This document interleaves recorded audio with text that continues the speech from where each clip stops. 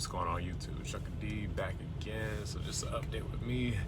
Delivered that load in Hazleton, Pennsylvania. That's my type of receiver. That place I deliver to, that's like the ideal place to deliver to. So as soon as I get to the guard shack, he was like, all right, just park to the side, walk inside the shipping and receiving. They'll give you a door. Go in there. They was like, all right, take door 15. As soon as I popped them brakes, they immediately started unloading me. I was in and out of there, I kid you not, within 30 minutes. That's my type of place. Because, I don't like to sit for too long. I like to be, in and out. So 30 minutes, in and out. So while I was getting unloaded, the planner called me. He was like, hey, I have a, he was like, yeah, I got a load that's literally down the street. It was literally like maybe a mile, not even, to at a Hershey plant. So Hershey load, basically. And I ended up getting some free chocolate while I was in there. So he was like, yeah, this load, it needs to go to Kennesaw, Georgia. Now, I'm supposed to be on home time, so normally I would have turned that load down, but since I happen to have family, so I'm from Atlanta, I was like, all right, I'll take it. So as soon as I get off of this, I'm gonna head over, see some family for a little bit until I roll out tomorrow, and then hopefully get my load to Florida. So that's where I reside at, in Florida. Oh shit, this man about to hit this truck. So yeah, I'm gonna head down to Florida. So I'm at this petrol right now, in the meantime, and normally when I'm in these truck stops, I don't really tune into the CB. A lot of times they don't be talking about a whole bunch of nothing. But today, the CB was alive. We was talking about, like the government, just talking about a whole bunch of stuff, with this coronavirus. Just, grown conversation. And one of the topics that we talked about was this right here. I'll give y'all a second to read that. And then my truck drivers that are out there, because I know some of y'all are real truck drivers that follow me, I want y'all view on this. Do you agree with this? Do you agree that they should charge us to park? Like, even though we're already, providing for the country, we're already giving these truck stops, hundreds of dollars in fuel.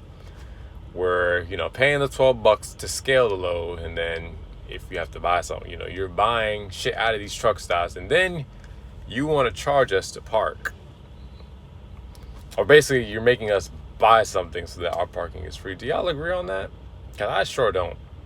Why should I have to pay you guys to park my truck? Especially when a lot of these guys are delivering to this community, so why should we have to pay y'all to park? I don't agree on that. I really don't. And this is why I don't really go to Petros and TAs, because some of these TAs are known to do that. I'm not saying all of them do, but there's some out there that do that. Mom and pop truck stops do that too, some of them. That's why I don't ever really go to mom and pops. I stick to the main names, or I just park at rest areas most of the time, since I have no business in the truck stops, unless I'm fueling or getting a shower or scaling. Other than that, I'm parking at a rest area for the night. So I really had no choice this time but to come here. And it's crazy because I was just at this petrol, because I do come here often, and the parking was just $20, and I was just here maybe 4 weeks ago. It was $20. So they done went up $5 now. It's the principle of it. So I guess they're not making enough money. I guess that's what it comes down to. They're not making enough. I guess the thousands of dollars that they're making a day in fuel is not enough. So now they gotta pull money in other areas, which is parking. And pretty much this whole lot, well, the whole lot is, paid parking. So I usually, if I don't come to this petrol, there's a truck stop. I believe it's in Jackson's, like maybe 40 minutes from here. There's a TA, Flying J, and I believe a Love's, all on the same exit. So I'll park there. But since I was in Kennesaw, it only made sense to come here. So yeah, so to my truck drivers, do you agree on that? Do you agree that we should have to pay to park? Oh yeah, and by the way, this truck stop here, I'm not a fan of these type of truck stops because the parking is tight, and if you're on the other side, you would have to basically blindside to get in there. And this is why I say your setup got to be on point, because you may not have enough room. If your setup is off, you're not going to have enough room to get the nose of your truck around the other trucks. So when you're backing, you basically have to be as close to the hood of these trucks as you can.